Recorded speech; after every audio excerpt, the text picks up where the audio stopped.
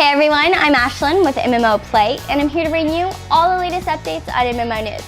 I hope you enjoyed your 4-day weekend and were able to take advantage of that extra day. This week we have a lot of news to cover, like Battleforge's shutdown, Square Enix's not so great A Realm Reborn launch, and Dark Souls 2's beta dates. Along with that, we have the reveal of S2 Games' newest MOBA Strife, Duels of the Planeswalkers Magic 2014 expansion, and DC Universe Online's newest DLC pack, Sons of Trigon. Battleforge gets added to the list of games shutting down this fall.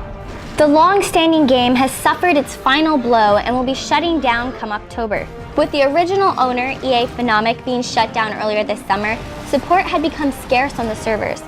Many fans had already anticipated the news, but to see an official statement is heartbreaking to a committed and passionate follower.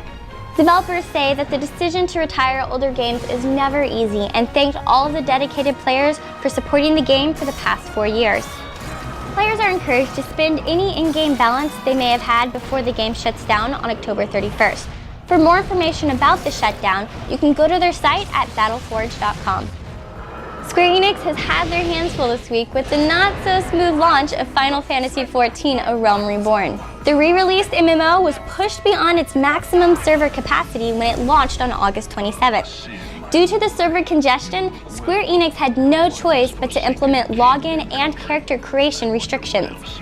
The company openly admitted that because of the rocky launch of the 1.0 version, they were conservative in their estimates of the second launch, and had the mindset that people would be wary and wait to see others' reactions before coming in. Yoshida himself took to the Final Fantasy XIV forums to sincerely apologize for the problems and explain that they are currently employing measures to alleviate the situation. Because of the inconvenience the restrictions have caused players, Square Enix has offered an additional 7 free days to those willing to continue their adventure. On top of that, they are now offering refunds to Final Fantasy XIV's PlayStation users. Currently, the refund is only available for the early adopters who purchased the digital versions on August 27th and 28th, due to many of them not getting the early access they were promised. Dark Souls 2's beta is coming and bringing with it a whole new level of torture and challenges.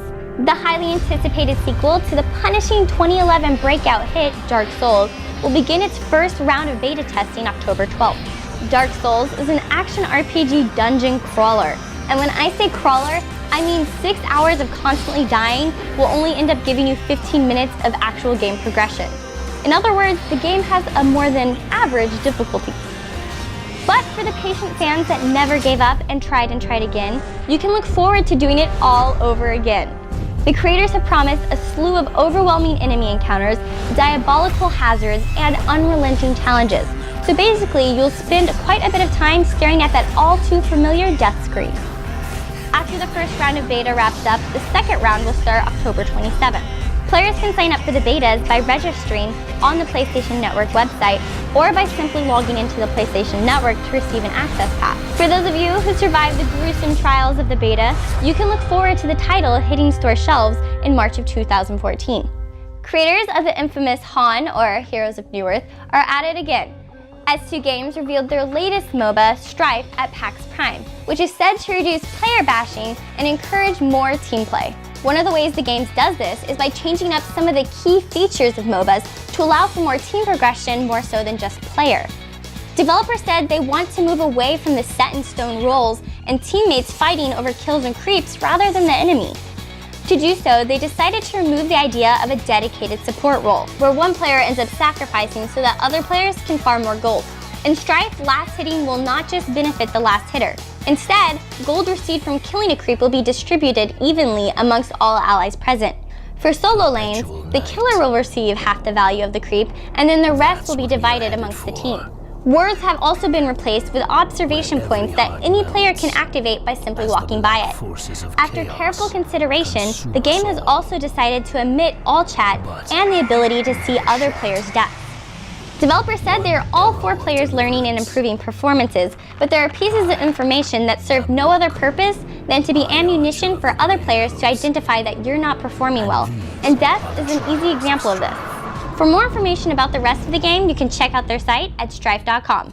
Over the weekend, Wizards of the Coast let fans preview the up-and-coming Magic 2014 expansion, which is scheduled to roll out across platforms on September 18th.